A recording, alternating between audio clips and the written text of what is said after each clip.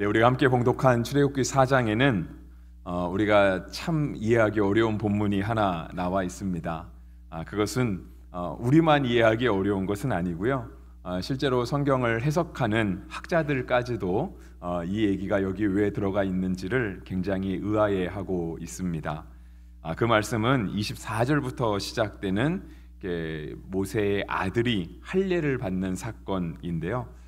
우리가 이 장면이 굉장히 이렇게 어색하다 느껴지는 것은 우리가 그간에 살펴볼 때 하나님께서 모세에게 소명을 주시고 모세로 하여금 애굽에 가서 그 사명을 감당하라 하셨는데, 실은 모세는 그러한 하나님의 명령을 그대로 순종하기에는 조금 거부감이 많이 있었습니다.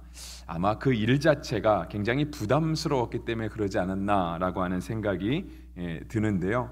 어쨌든 하나님은 모세를 끝까지 설득하시고 때때로는 이렇게 화도 내시면서 그로 하여금 그의 맡겨진 사명을 잘 감당하기를 하나님께서 원하셨습니다.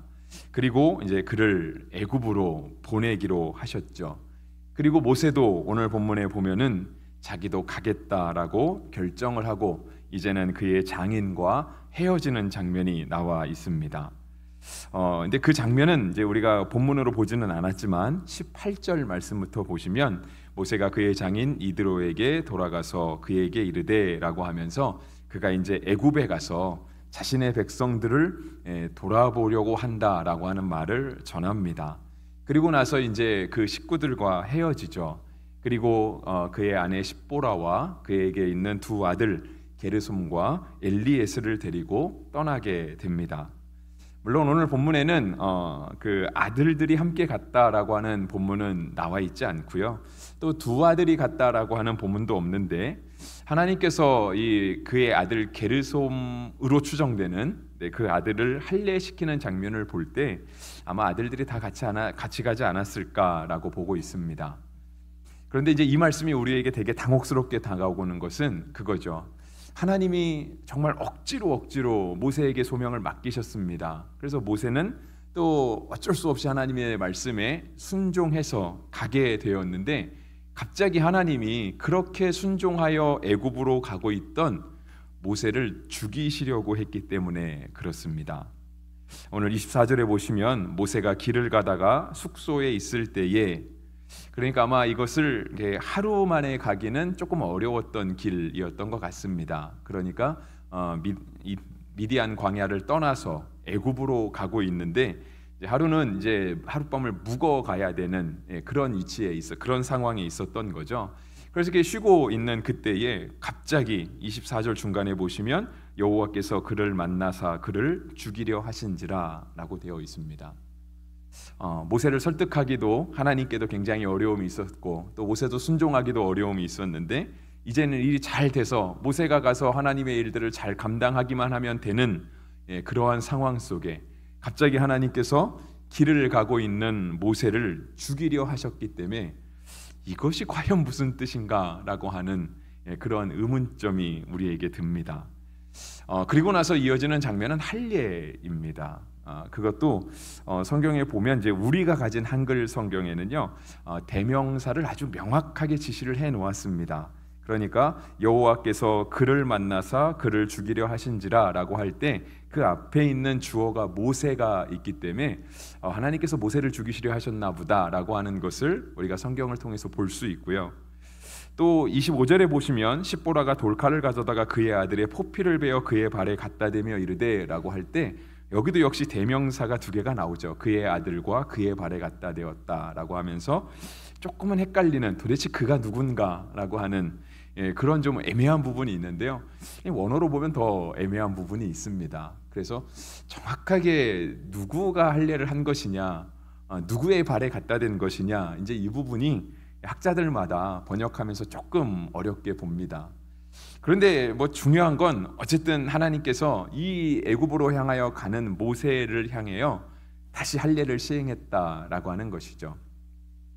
할례는 창세기 17장에 기록된 것처럼 하나님께서 아브라함에게 주신 명령 중에 하나였습니다. 그래서 누구든지 이스라엘 백성이라고 한다면 할례를 받아야 했던 것입니다. 그래서 창세기 17장 9절부터 14절까지의 말씀을 보면 이와 같습니다.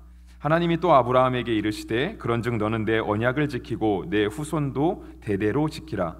너희 중 남자는 다 할례를 받으라. 이것이 나와 너희와 너희 후손 사이에 지킬 내 언약이니라.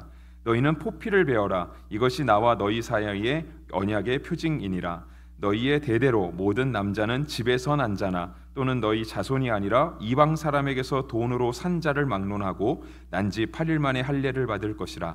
너희 집에서 난 자든지 너희 돈으로 산 자든지 할례를 받아야 하리니 이는 내 언약에 너희 살에 있어 영원한 언약이 되려니와 할례를 받지 아니한 남자 곧 그 포피를 베지 아니한 자는 백성 중에서 끊어지리니 그가 내 언약을 배반하였음이니라 했습니다.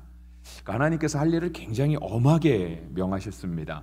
그래서 아마 이런 할례에 대한 이런 엄한 규율이 예수님이 오시고 난 다음에도 초대교회 안에도 아마 이것이 굉장한 의무 행사인 것처럼 이렇게 받아들여졌던 것 같습니다.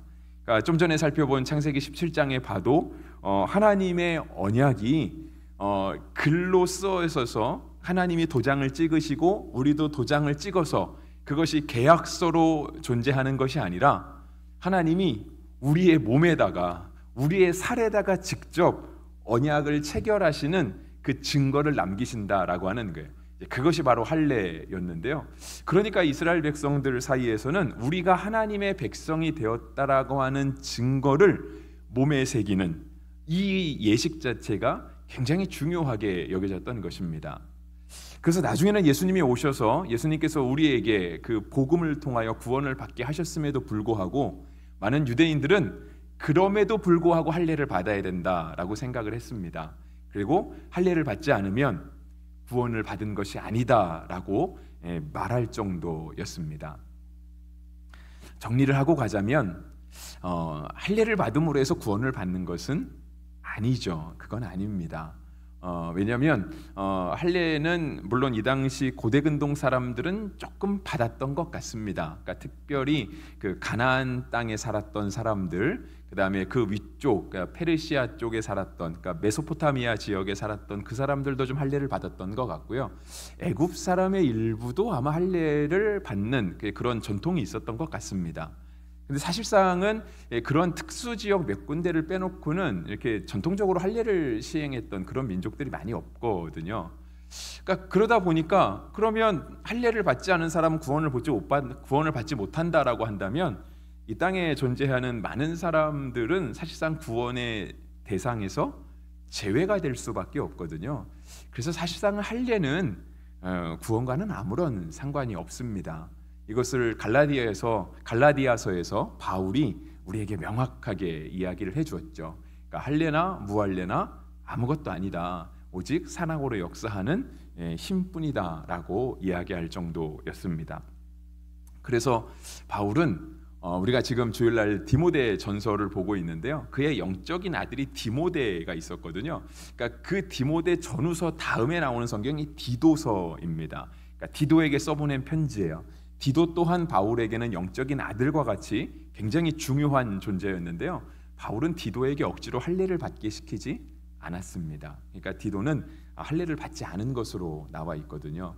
근데 그가 또 바울의 뜻을 따라서 하나님의 부르심을 따라서 또 목회자로 그러니까 디도서가 기록이 되어 있으니까 그런 하나님의 종으로 살아간 걸 보면 실제로 구원과는 이렇게 무관하다라고 하는 것들을 우리가 이미 생각해 볼 수 있죠.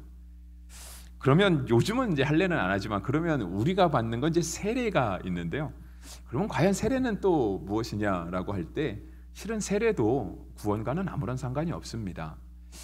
여러분 세례 안 받아도 하나님 나라 가는 데는 아무 문제 없습니다.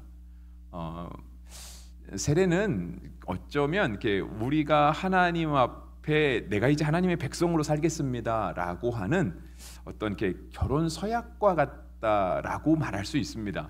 그것이다라고 말하는 게 아니고요. 비유를 하자면 그와 같다라고 하는 것입니다. 그래서 이제 나중에 이제 세례에 대한 설교를 할 일이 있으면 조금 더 정확하게 하겠지만, 저는 이렇게 세례를 규정하는 말씀, 그러니까 신약 성경 안에 세례에 대한 말이 굉장히 많이 나와 있는데요. 세례의 의미를 설명하는 말씀도 많고, 저는 로마서가 이것을 이렇게 잘 보여주고 있다라고 생각을 합니다. 조금 긴 구절인데요. 로마서 6장 3절부터 5절까지의 말씀과 10절과 11절의 말씀을 보시면 제가 읽어드리겠습니다. 그러므로 그리스도 예수와 합하여 세례를 받은 우리는 그의 죽으심과 합하여 세례를 받은 줄을 알지 못하느냐? 그러므로 우리가 그의 죽으심과 합하여 세례를 받음으로 그와 함께 장사되었나니 이는 아버지의 영광으로 말미암아 그리스도를 죽은 자 가운데서 살리심과 같이 우리를 또한 새 생명 가운데에서 행하게 하려 함이라. 만일 우리가 그의 죽으심과 같은 모양으로 연합한 자가 되었으면 또한 그의 부활과 같은 모양으로 연합한 자도 되리라.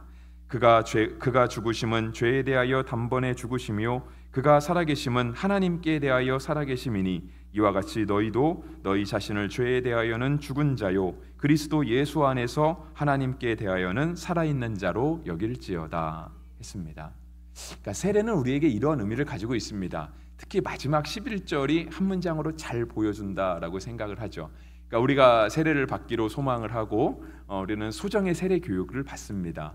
그리고 나서 이제 주일에 많은 증인들이 보는 앞에서, 그러니까 많은 기존의 세례를 받았던 회중들이 보는 앞에서 목회자에 의해서 세례를 받죠. 그리고 성부와 성자와 성령의 이름으로 세례를 줍니다. 그리고 나서 목회자가 공포를 하죠. 이제는 우리 세례교인이 되었다라고 하는 것을 공포합니다. 그러면서 이제 교회의 일원이 되었다라고 받아들여주는 거죠. 그 예식을 통해서는 실은 무엇을 우리에게 얘기하냐면 우리가 이제는 죄에 대해서는 죽었습니다. 근데 아까 좀 전에 본 로마서의 말씀처럼 우리가 죄에 대하여 예수님과 함께 죽었다라고 한다면 우리는 예수님의 부활하심과 함께 우리도 다시 부활할 것을 믿습니다. 그래서 우리는 세례를 받음으로 말미암아 내 자신이 죄에 대하여는 죽은 사람으로, 그리고 그리스도 예수 안에서 하나님께 대하여는 살아있는 자로 살겠습니다라고 하는 그런 결단이 우리 가운데 있는 것, 그것이 바로 세례라고 우리가 받아들일 수 있습니다. 그래서 세례를 가지고 구원을 받았다 안 받았다라고 말하기는 어렵지만 세례 자체는 적어도 우리가 하나님 앞에 어떠한 믿음을 가지고 있는지, 우리가 하나님 앞에서 어떠한 사람으로 살아가기를 우리가 마음속으로 결단하며 또 그렇게 살아가려고 힘쓰고 있는지를 보여주는 하나의 증표가 되는 것입니다. 그래서 세례도 굉장히 중요합니다. 그래서 물론 세례를 받지 않으셔도 천국 가는 거에는 별 문제가 없으니 나는 끝까지 세례를 받지 않겠다라고 말씀하셔도 뭐 그것 자체가 틀렸다라고 말하기는 어렵지만, 그래도 우리가 교회의 일원이 되고 내가 많은 사람들 앞에서 세례를 받음으로 저는 죄에 대하여 죽고 하나님께 대하여 살아나겠습니다라고 하는 그런 결단하는 예식을 통해서 그런 것들을 가짐으로 말미암아 우리 자신을 새롭게 할 수 있게 될 것입니다. 근데 오늘 본문에서는 이제 할례가 가죠. 할례가 갑니다.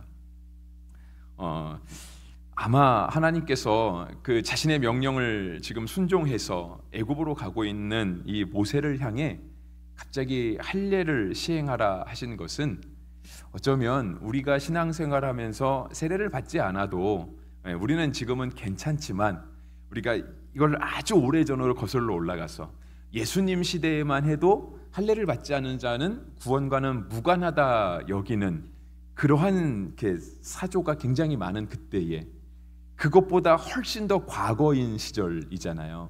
그리고 하나님께서 아브라함과 맺으신 따끈따끈한 이 창세기 17장의 언약이 아직까지는 명확하게 그 힘을 발휘하고 있는 시대였기 때문에 그 당시 할례는 하나님 앞에서 하나님의 백성이 되는 굉장히 중요한 증표가 되었던 것입니다. 그래서 하나님은 모세에게 그 아들들에 대하여 할례를 시행해야 된다라고 말씀하셨고요. 그것을 시행하지 않으면 하나님과 관계가 없다. 하나님 앞에서 굉장히 중요한 부분을 빼먹고 있는 것이다라고 하나님이 여기셔서 모세에게 정말 이렇게 조금 표현이 과격하지만 이렇게 죽이실 것처럼 달려들어서 모세에게 할례를 행하게 하는 그런 장면이 본문에 나와 있습니다. 근데 설교를 시작하면서 말씀드렸던 것처럼 이 본문도 역시 조금은 애매한 부분이 있습니다. 근데 우리가 그렇게 문제가 되지 않게, 그렇게 예민하지 않게 무난하게 본문을 해석할 수 있다면 우리가 하나님 앞에서 뭔가를 놓치고 있는 부분은 없는가, 그것을 다시 점검해 봐야 된다라고 하는 의미로 오늘 본문을 우리가 받아들일 수 있습니다. 예를 들어서 이렇게 말씀드릴 수 있는 거죠. 우리가 하나님 앞에 믿음으로 살아가겠다라고 이야기를 하고 정말 우리가 그리스도인으로 살아가겠다라고 얘기를 하면서 하나님께 정말 지켜야 될 것들을 지키지 않는 것은 없는지, 그런 것들을 한번 점검해 보는 거예요. 그래서 어쩌면 제가 드리는 말씀이 목사님 너무 옛날 방식의 신앙생활을 하고 계신다라고 판단하실지도 모르겠지만 지킬 건 지키는 게 맞다라고 생각을 하거든요.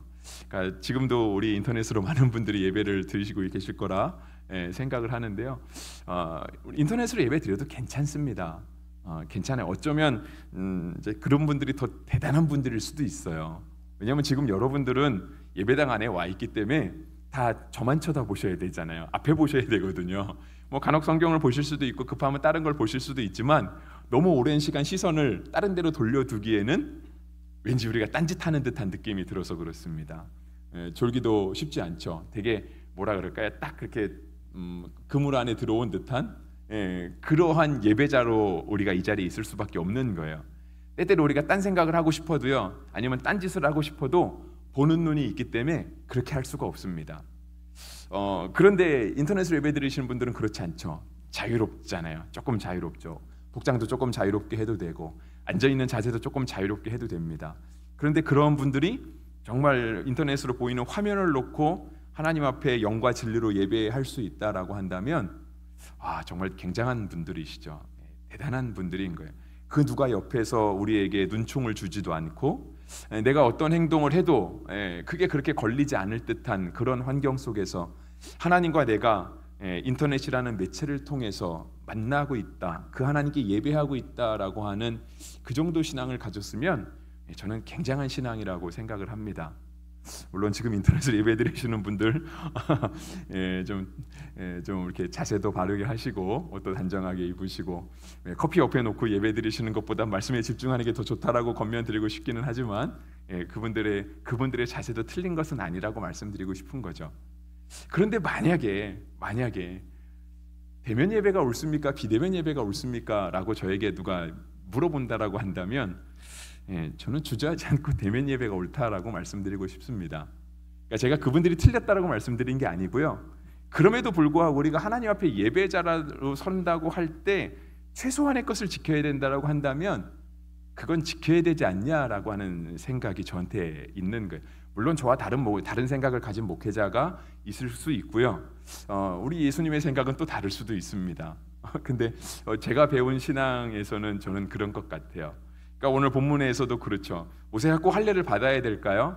왜 하나님이 모세를 그렇게 어렵게 설득시키시고 그에게 그렇게 중차대한 소명을 주셨으면서 이제는 순종하여 길을 떠나고 있는 모세를 하나님이 왜 갑자기 죽이시려 했을까요? 단지 할례를 받지 않았다는 이유로 하나님에게 그 할례라고 하는 징표가 중요했던 겁니다. 하나님의 사람에게 소명을 받고 믿음으로 살아가고 지도자로 살아가야 될 사람에게 그 할례라고 하는 그 살점을 찢어내는 그 피 흘림이 중요했던 거예요. 그러니까 하나님이 죽일 듯이 모세에게 달려들어서 그 경각심을 갖게 하시는 거예요.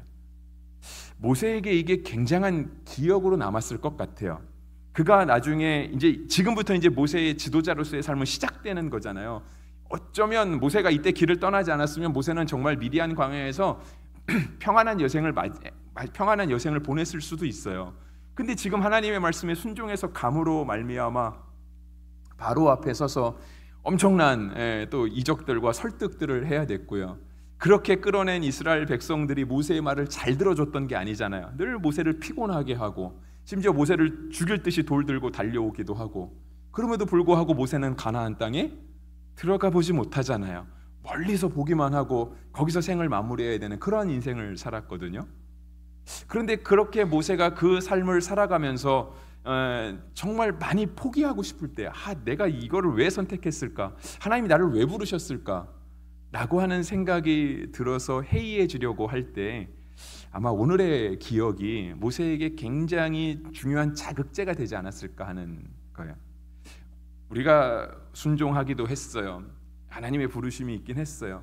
그런데 부르심을 받은 자들에게도 하나님께서 무언가를 요구하시는 거예요. 하나님께 순종하여 길을 떠나는 그 믿음의 사람에게도 하나님이 분명 요구하시는 것이 있다라고 하는 거예요.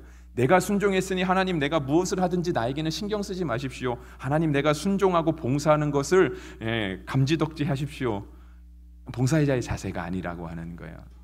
하나님 앞에 나와도 믿음으로 살아가도 우리가 늘 하나님 앞에 두렵고 떨림으로 갖추어야 될 아주 기본적인 그 무언가는 있다라고 하는 것입니다. 근데 지금은 시간이 많이 흘렀잖아요. 구약 시대에 살아가는 것도 아니고 할례를 받지 않으면 구원을 못 받는 시대를 살아가는 것도 아니고 심지어 세례조차도 우리가 구원의 명확한 조건이 될 수 없다라고 교리적으로 말하는 시대가 되었다라고 한다면 그 무언가, 그럼에도 불구하고 그 무언가가 있거든요. 하나님 앞에서 제가 성도입니다, 제가 그리스도인입니다라고 지켜가는 그 무언가가 있다라고 하는 거예요. 근데 그거를 하나하나 다 풀어놓기 시작하면 지킬 게 하나도 없습니다. 그런데 어느 선부터는 우리가 하나하나 챙겨가기 시작하면 우리의 모습이 점점 더 신앙인의 모습처럼, 물론 그 기준은 다를 수 있어요. 완성도도 다를 수 있지만 우리의 모습이 그렇게 갖추어져 갈 수 있다라고 하는 것이죠. 그래서 조금 더 정말 이렇게 신랄하게 말씀드리고 싶은 것도 없지 않아 있어요. 그러니까 조금만 더 표현하면 그런 거죠. 그러니까 우리가 아까도 봉사 얘기를 했지만 우리가 정말 주님 전에 봉사한다고 해서 정말 아침 일찍부터 저녁 늦게까지 교회에서 많은 수고들을 하고 가시잖아요. 하나님의 봉사가 얼마나 귀중해요. 그 봉사 때문에 오늘 교회에 온 성도분들이 너무 편안하게 하나님을 예배할 수 있고 또 하나님께서 그걸 귀히 받아주시니까요.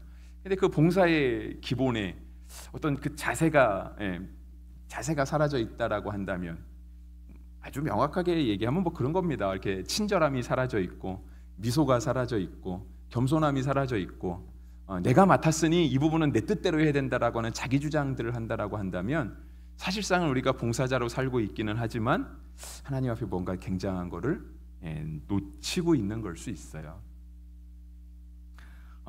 그런 부분은 솔직히 목회자에게 굉장히 많이 있습니다. 목회자들도요.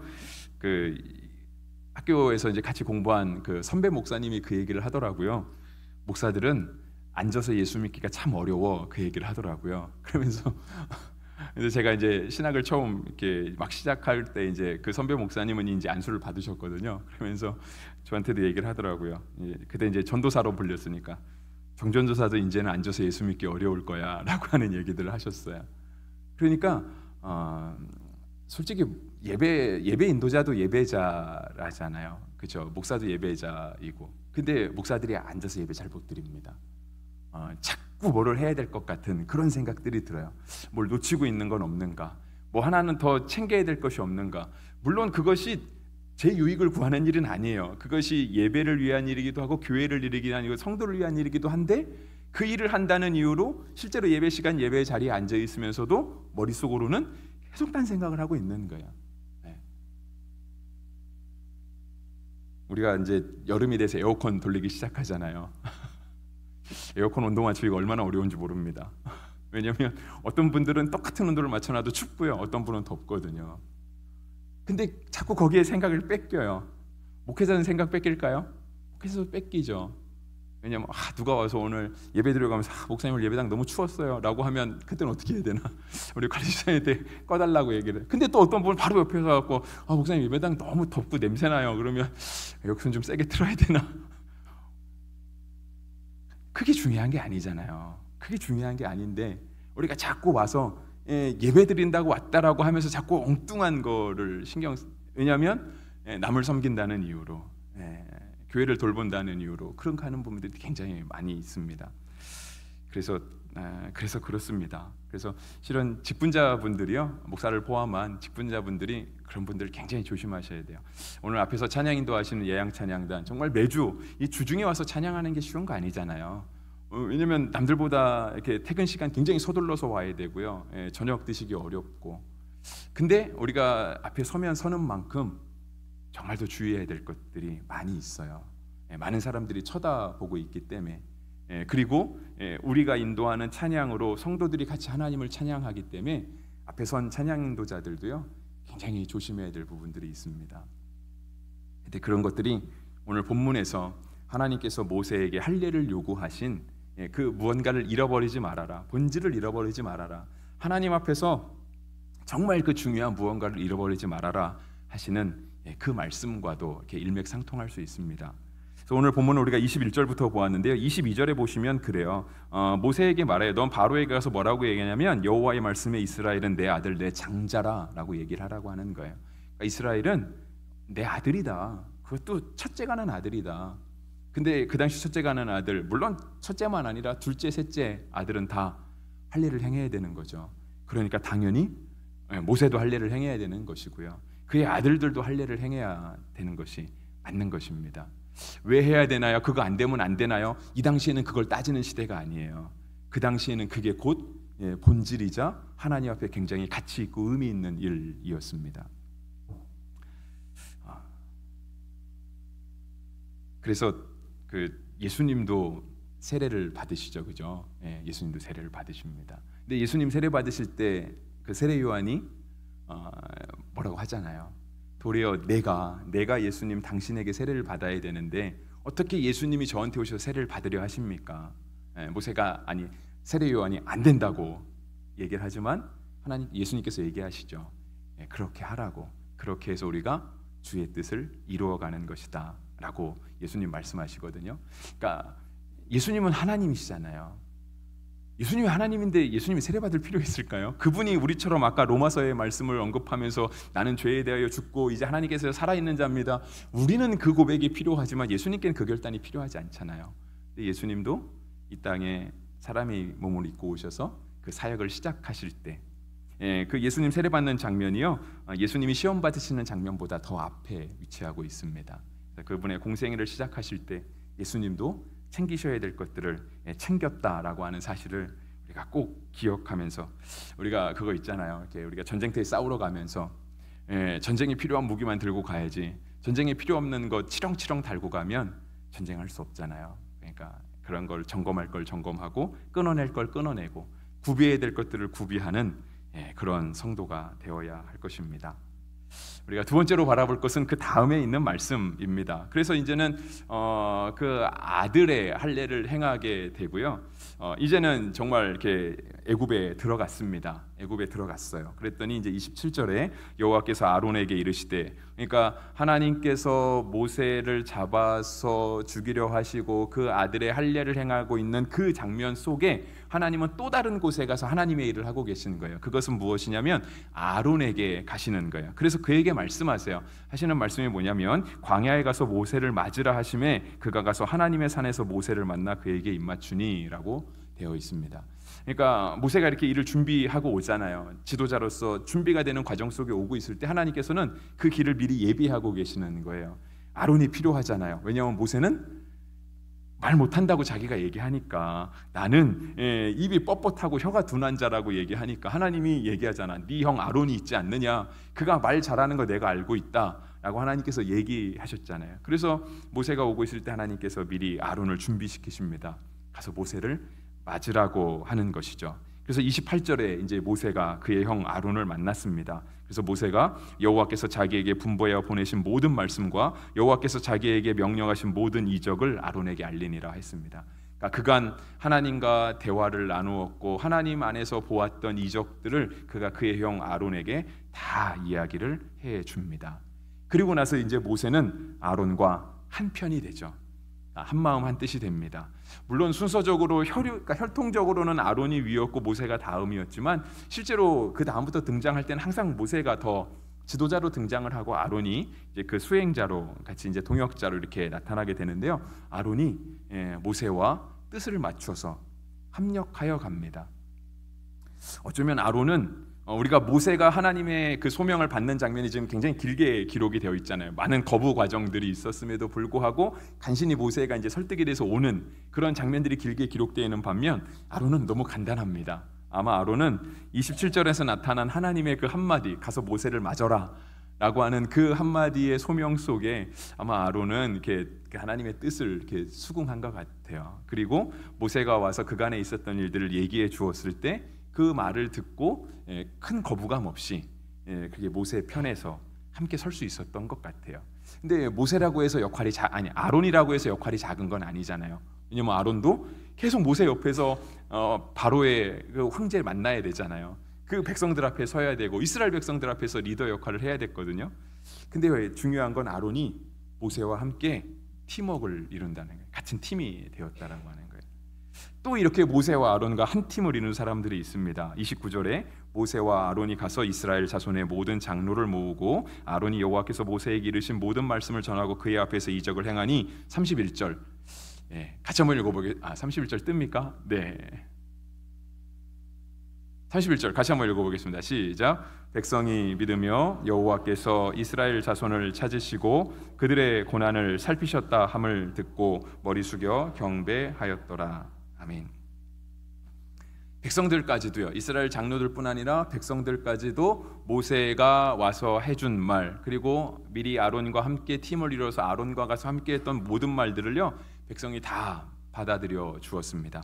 물론 다음 장에 가면 다음 주에 하려고 하는데 처음에 이렇게 수긍했던 이스라엘 백성들도 나중에 우리가 출애굽을 해야 된다라고 하는 이런 모세와 아론의 어떤 그런 선포 아니면 그런 큰 프로젝트 이런 것 속에 이제 떠날 준비를 하려고 할 때 실은 바로가 더 압박을 많이 하죠. 왜냐하면 너희가 일이 한가해서 그런가 보다, 너네가 살만한가 보다 일을 더 고되게 시키잖아요. 그래서 이제 그 백성들이 다시 모세와 아론에게 와서 불평하는 장면이 있기는 하지만 모세와 아론이 이스라엘 백성의 지도자로 세워지는 이때 모세와 아론은요 소위 말해서 백성의 인준을 받습니다. 31절을 시작하는 단어가 그거잖아요. 백성이 믿으며잖아요. 출애굽하는 것이 주의 뜻이구나. 하나님이 우리를 향하신 주의 뜻은 우리가 애굽에서 그냥에서 벽돌 굽고 여기서 천년만년 자녀들과 사는 것이 아니라 우리가 고향 땅으로 다시 돌아가는 것이구나.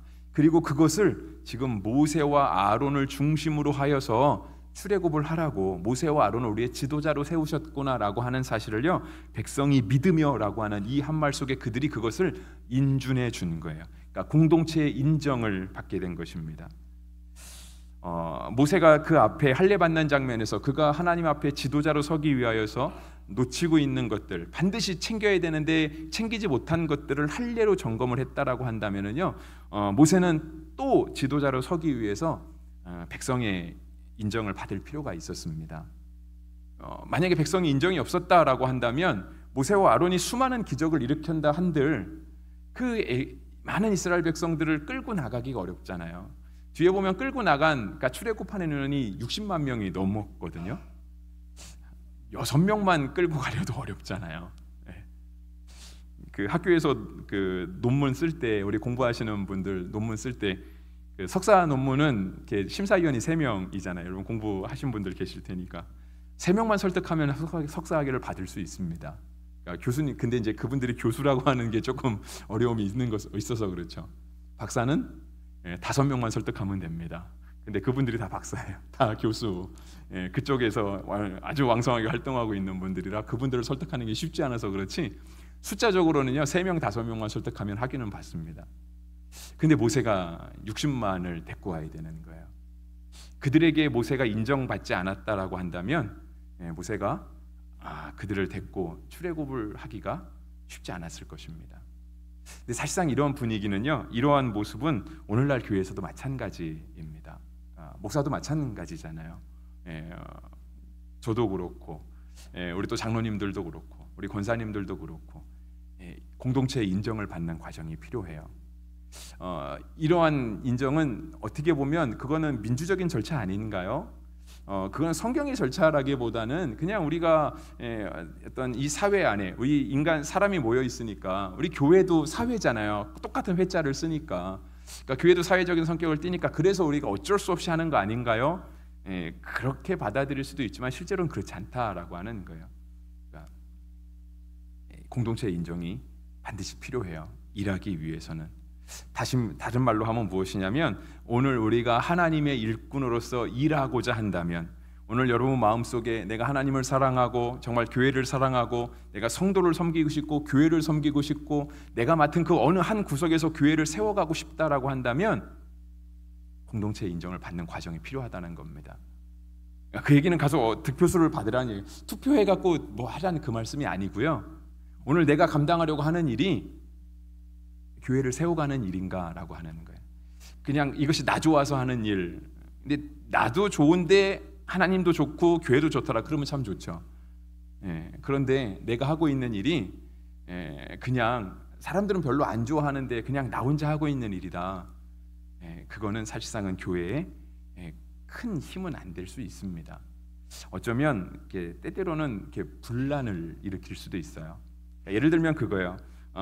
제가 이렇게 와서 막 예배 순서를 제 마음대로 바꿀 수도 있지 않을까요? 그죠? 근데 제가 함부로 바꿀 생각도 없고요. 바꾸려고 하지도 않습니다. 왜냐하면 예배 순서가 뭐 성경에 이렇게 해야 된다 그런 거 없거든요. 그건 본질적인 부분이 아니어서 신경 쓰지 않으려고 하는데, 근데 만약에 우리 교회 구성원들의 동의를 얻지 않고 일방적으로 무언가를 밀고 나가면 우리 교회 구성원도 따라오지 못하는데 과연 그 가운데 성령의 역사하심이 있을까? 좀 의문인 것이죠. 의문인 거예요. 그래서 우리가 신앙생활 할 때 우리가 교회 안에서 신앙생활하는 게 물론 내 신앙이니까 내가 어떻게 하냐가 중요하죠, 그죠? 우리 지난주에 말씀드렸잖아요. 신앙은 반드시 주관하는 과정이 필요하다고요. 말씀을 읽고 나서 이것을 내 것으로 받아들이는 그런 과정이 반드시 필요해요. 그렇지 않으면 그냥 이렇게 공기만 울리다가 한 귀로 듣고 한 귀로 떠나는 그런 소리가 되는 거거든요. 찬양도 마찬가지입니다. 여러분 오늘 설교 끝나고 찬양할 텐데요. 찬양도 그냥 아는 멜로디에 아는 가사 그냥 부르면 그냥 이렇게 이곳에 함께 소리가 났다가 한번 이렇게 수그러드는 소리에 불과해요. 근데 그 찬양의 고백에 우리의 마음을 담고 우리의 신앙의 고백을 담으면 그것이 새 찬양이든 모르는 찬양이든 박자가 어렵고 리듬이 빠르고 느리고를 떠나서 그 찬양 속에 우리의 신앙이 함께 고백될 수 있는 거죠. 하나님이 그 찬양을 통해서 영광 받을 수 있는 것이죠. 그래서 그렇게 주관화하는 과정도 필요한데요. 오늘 말씀드리고 싶은 건 그거예요. 그렇다고 그렇게 나에게 적용한 하나님의 말씀이요 객관성을 떠나서도 안 됩니다. 그러니까 목사의 목회 방침이 주관적이어서는 안 되잖아요, 그죠? 물론 주관을 떠날 수는 없죠. 떠날 수는 없지만 그렇다고 해서 보편성을 떠날 수는 없는 거예요. 객관적으로 인정받지 않으면 사실상 목회가 아닌 것이죠. 근데 그게 목사에게만 해당될까요? 그렇지 않습니다. 여러분의 신앙도 그렇다라고 하는 거예요. 나는 내 신앙이니까 내가 마음대로 해도 되지. 혼자 있을 때는 괜찮습니다. 하나님하고 나하고 둘만 살면 괜찮아요. 근데 우리는 교회로 같이 살잖아요. 교회로 같이 살기 때문에 내 신앙이 이렇게 객관적으로 인정받을 수 있어야 돼요. 소위 말해서 균형을 잘 잡을 수 있어야 돼요. 그래서 남들이 볼 때 저 사람의 신앙이 참 건강하다, 정말 균형이 잘 잡혀 있다라고 인정받을 수 있어야 그것이 하나님 앞에 좋은 신앙이 될 수 있어요. 오늘 본문에서 모세와 아론이 백성에게 인정을 받거든요. 그러니까 그가 출애굽하자라고 했을 때 백성이 좋습니다, 갑시다 하고 따라 나서는 거예요. 물론 그 뒤에 많은 어려움들은 있긴 했지만 그 어려움들은 또 다른 차원에서 살펴보는 걸로 하고요. 그래서 예수님께서 우리에게 전하신 말씀도 여기서 크게 지나지 않습니다. 그러니까 예수님이 하신 말씀 중에 이게 있어요. 마태복음 5장 23절과 24절인데요. 그러므로 예물을 제단에 드리려다가 거기서 내 형제에게 원망 들을 만한 일이 있는 것이 생각나거든 예물을 제단 앞에 두고 가서 형제와 화목하고 그 후에 와서 예물을 드리라 했습니다. 예배는 내가 드리는 거잖아요, 그죠? 그리고 내가 혹시 형제와 불화한 일이 있어도 이거는 내 문제지, 이건 내 개인적인 문제지 하나님하고 문제는 아니잖아요. 근데 하나님이요, 요 관계가 되지 않으면 이 관계 안 된다고 말씀하시는 거예요. 예수님의 가르침도 크게 벗어나지 않는다는 거예요. 사실상은 본질적으로는 같다라고 하는 것입니다. 호세아 6장 6절에도 이와 같이 얘기하십니다. 나는 인애를 원하고 제사를 원하지 아니하며 번제보다 하나님을 아는 것을 원하노라 했습니다. 그러니까 제사 아무리 드려도 소용없다라는 거예요. 우리가 이웃에게 인애를 베풀 수 없다면, 이웃을 사랑하지 않는다면, 이웃에게 인정받을 수 없다면, 그래서 어떤 분들은 간혹 신앙의 상처를 가진 분들을 보면은요, 이렇게 겉으로는 잘 표시 안 하지만 정말 이렇게 관계가 조금 깊어지고 이렇게 목회자로서 기도 제목을 함께 나눌 정도가 되면 이런 고백을 하시는 분이 있어요. 이거는 제가 우리 교회에서 신방하면서 들은 얘기는 절대 아닙니다. 여러분 절대 오해하시면 안 돼요. 저는 그렇게 고백하시는 분도 봤어요. 우리 시어머니가 가는 천국은 나는 안 가겠다. 우리 남편이 가는 천국은 나는 안 가겠다 말하는 분들이 있어요. 관계가 안 좋았던 거죠. 내가 천국에 가서도 그분을 만나고 싶진 않은 거예요. 그러면 물론 피해자에게도 전혀 잘못이 없다라고 말할 수는 없지만 신앙은 있음에도 불구하고 가족을 사랑하지 못한 거잖아요. 사랑하는 남편도 사랑하지 못하고 아내도 사랑하지 못하고 사랑하는 자녀도 사랑하지 못하고 부모도 사랑하지 못하는데 내가 하나님 앞에서 저는 예수님 믿습니다. 저는 방언도 할 줄 알고 저는 전도도 많이 하고 교회 봉사도 많이 했습니다. 그럼 저는 천국 갈 만하지 않습니까? 하나님이 아니라고 그러시는 거예요. 그래서 우리의 신앙이요, 모세와 아론이 백성에게 인정받듯이 우리도 그 정도로 이렇게 인정받을 수 있는 그런 건강하고 균형 잡힌 신앙이 되어야만 합니다. 오늘 말씀에서 우리가 살펴본 것은 그거였어요. 우리가 뭘 놓치고 있는 것은 아닌가. 우리는 물론 모세만큼 이렇게 굉장한 소명을 받지는 않았습니다. 하나님이 우리에게 출애굽 시켜라 뭐 그 정도의 진짜 나라를 구하는 그 정도의 사명은 주시지 않았으니까 어쩌면 우리는 좀 부담감은 덜할 수 있기는 하지만 그래도 우리의 한 분 한 분의 삶이 굉장히 중요하잖아요. 하나님 앞에서 소중하고 그때 우리가 놓치고 가는 것이 없는가, 그것들은 한번 점검해 보아야 되고요. 또 내가 하나님 앞에서 나 혼자만 신앙생활하는 것이 아니라 우리가 함께 교회 공동체로 모여서 신앙생활을 하고 있으니 정말 내가 하나님과의 관계가 좋기를 소망하는 만큼 우리가 늘 하나님께 은혜를 구하는 건 내가 하나님과의 깊은 관계에 들어가기 원하는 거잖아요. 하나님과의 깊은 관계에 들어가기 원하는 만큼 함께 신앙생활을 사는 사람들에게도 좋은 관계를 유지할 수 있는 그런 모습을 갖추어야만 할 것입니다. 그래서 하나님께도 진실한 성도가 되시기를 바라고 성도에게도 진실되이 인정받는 그런 성도가 되시기를, 그래서 주님 주시는 사명을 감당하게 되시기를 주의 이름으로 축복합니다.